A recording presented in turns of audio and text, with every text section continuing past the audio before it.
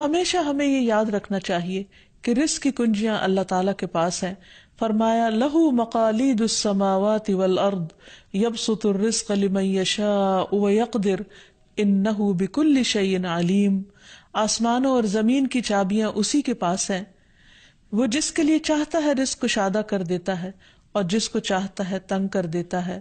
بلا شبہ وہ سب کچھ جاننے والا ہے. اور پھر تمام مخلوقات کے رزق کی ذمہ داری اسی پر ہے. فرمایا وما من دابۃ الا علی اللہ رزقها. اور کوئی جاندار ایسا نہیں کہ جس کے رزق کا ذمہ اللہ کے اوپر نہ ہو. کوئی ایک چھوٹی سے چھوٹی چونٹی اور اس سے بھی چھوٹی مخلوق، ان سب کو وہی کھلاتا اور پلاتا ہے، وہی زندگی دیتا ہے اور زندگی کے اسباب مہیا کرتا ہے. لیکن اکثر لوگ اللہ تعالیٰ کے اس اختیار سے لا علم ہیں. اسی لیے اللہ تعالیٰ فرماتے ہیں قل ان ربی یبسط الرزق لمن یشاء ویقدر ولکن اکثر الناس لا یعلمون.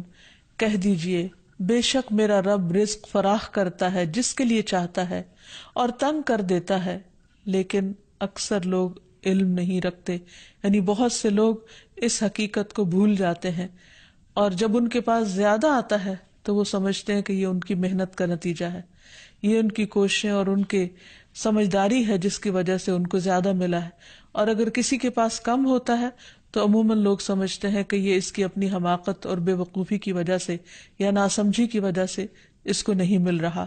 حالانکہ بعض اوقات اللہ سبحانہ وتعالی انتہائی ناسمجھ لوگوں کو بھی بہت کچھ عطا کر دیتا ہے، اور بعض اوقات بہت زیادہ پڑھے لکھے سمجھدار عقل مند لوگ اپنے 2 وقت کے کھانے کے لیے بھی پریشان ہوتے ہیں.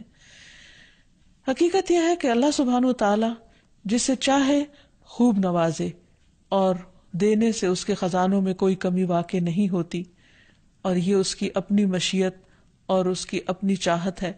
وہ چاہے تو اپنے نافرمانوں کو بہت کچھ دے دے،